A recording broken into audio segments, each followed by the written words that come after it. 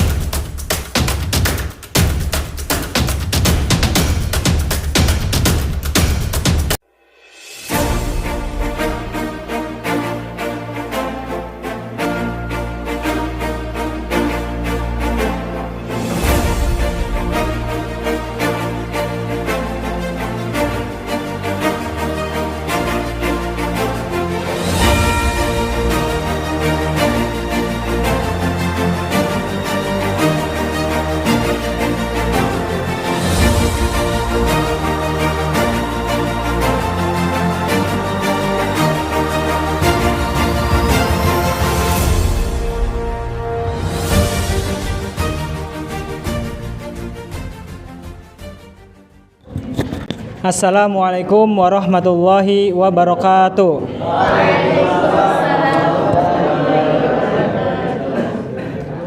Alhamdulillahirabbil alamin wa bihi nasta'in ala umuri dunya waddin wassalatu wassalamu ala asrofil anbiya'i mursalin wa ala alihi wa sahbihi ajma'in.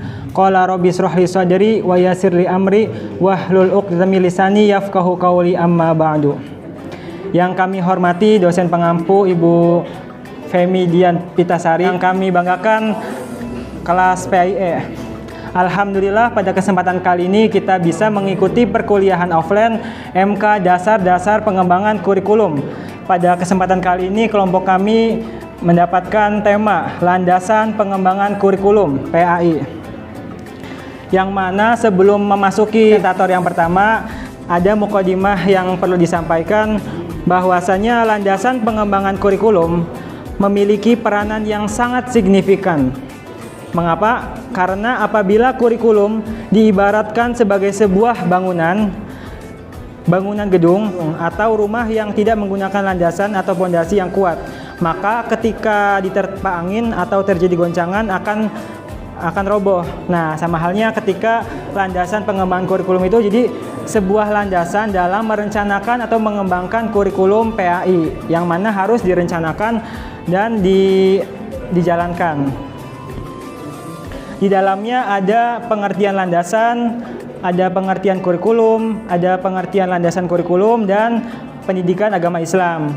Dan juga ada poin terkait tentang landasan normatif pengembangan kurikulum, yang mana ada pada Al-Quran surat Al-Qasas ayat 77 dan hadis.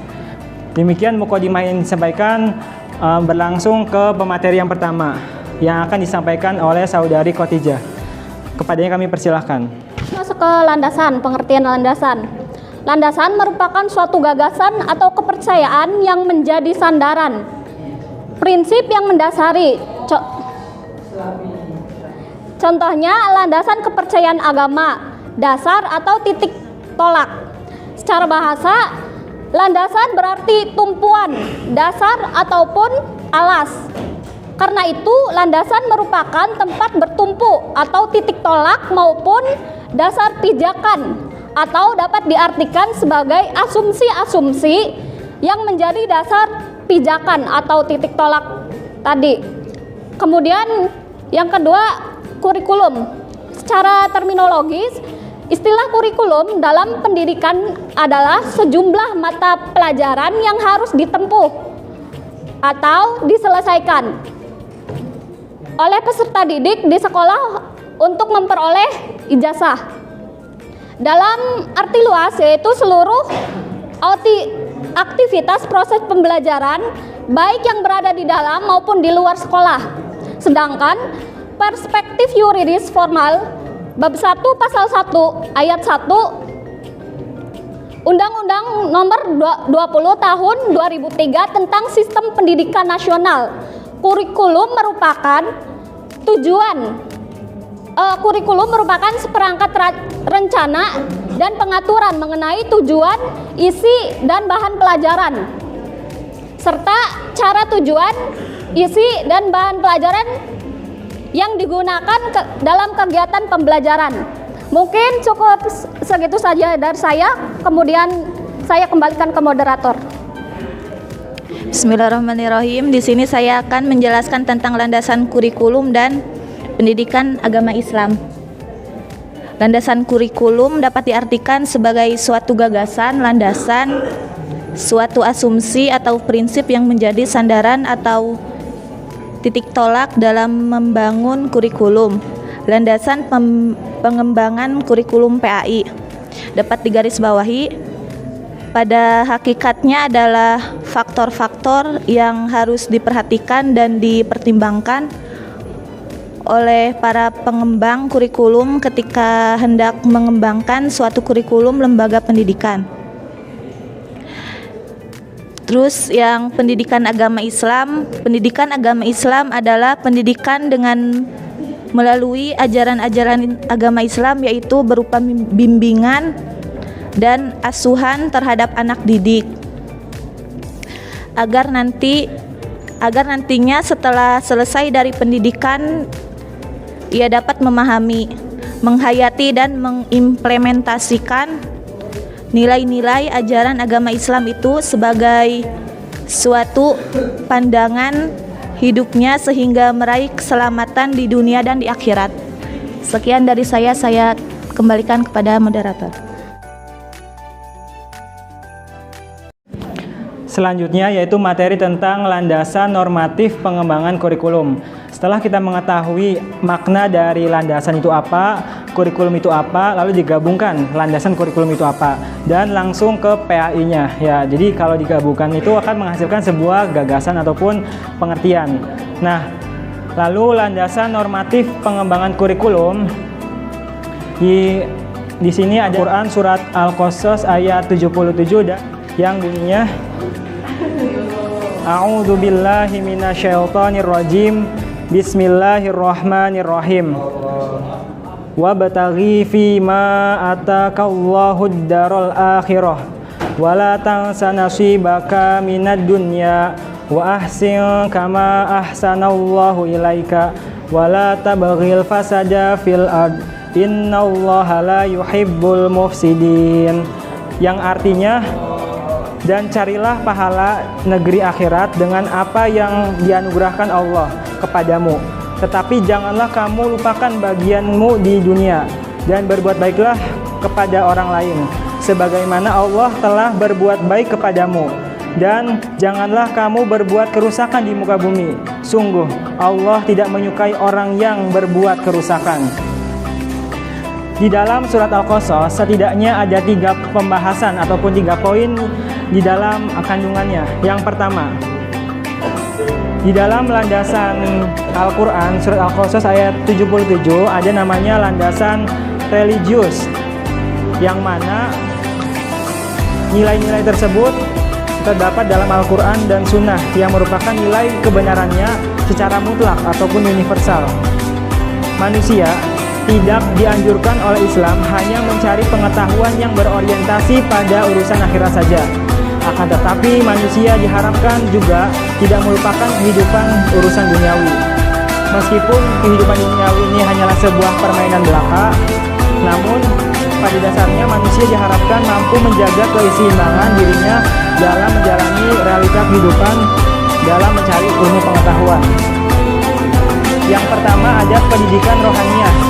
Maksudnya Allah menciptakan manusia terdiri dari 2, jasmani dan rohani. Keduanya saling berkaitan. Apabila seseorang tidak ada rohaninya, berarti orang tersebut mati. Begitu sebaliknya, apabila tidak ada jasmaninya, maka orang tersebut tidak bisa disebut manusia.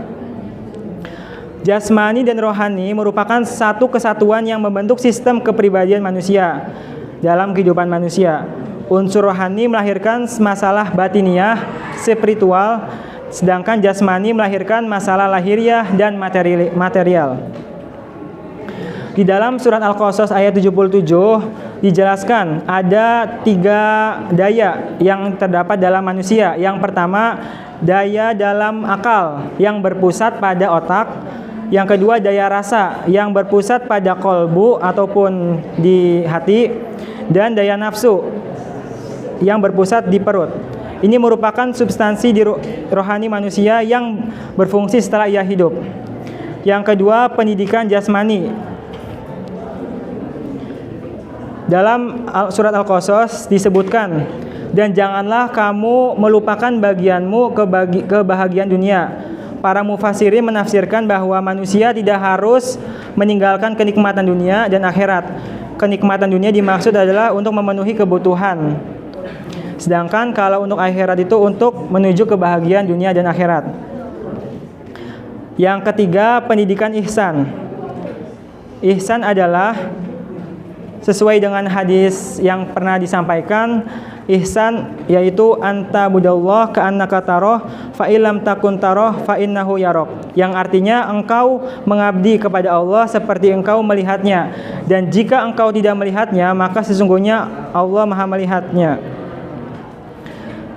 Maksudnya di dalam surat Al-Qasas ini yaitu berbuat baiklah kepada semua manusia sebagaimana Allah telah berbuat baik kepadamu.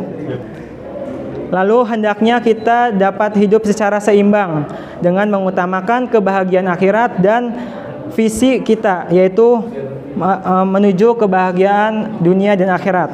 Sehingga kita tidak boleh sibuk mengejar harta ataupun serta kesenangan duniawi, sehingga kita lupa akan kehidupan akhirat yang lebih kekal dan lebih baik dari segala apa yang di dunia ini.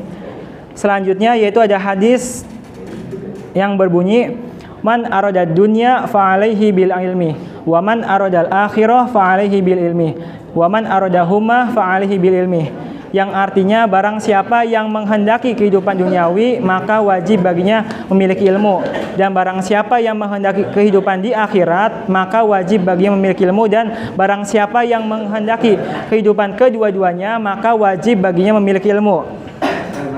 Maksud hadis ini yaitu ketika kita tahu makna dari landasan pengembangan kurikulum, tentunya kita harus didasari dengan ilmu. Sebab seseorang yang sudah memiliki ilmu pasti bisa mendapatkan dunia maupun akhirat. Karena kalau kita menginginkan dunia harus dengan ilmu. Dengan cara apa? Misalkan kalau kita kerja, tentunya butuh pendidikan. Yang mana pendidikan tersebut mulai dari jenjang yang rendah sampai jenjang yang lebih tinggi. Dan kehidupan di akhirat dengan ilmu juga. Misalkan kita bisa sholat harus tahu ilmunya, sebab kalau kita beribadah tanpa ilmu sama saja kita ibarat tidak mengerjakan ibadah karena tidak ada ilmunya. Sehingga dapat disimpulkan hadis tersebut, landasan pengembangan kurikulum itu harus didapati dengan ilmu yang mana dapat mengantar kita ke dunia dan akhirat. Demikian presentasi yang bisa kami sampaikan, kurang lebihnya mohon maaf. Dan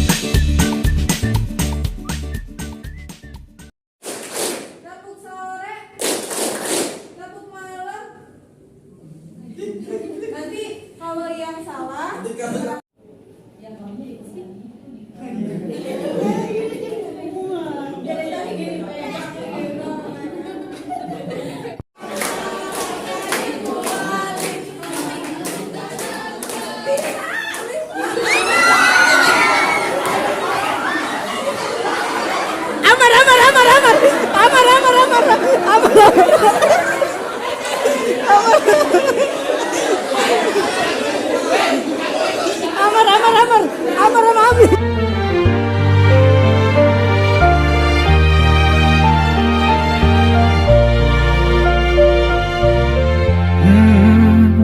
يا من صليت بكل الأنبياء، يا من في قلبك رحمة للناس، يا من ألفت قلوبا بالإسلام، يا حبيبي يا شافعي يا رسول الله، بأمي وأبي فديتك سيدي صلاة وسلام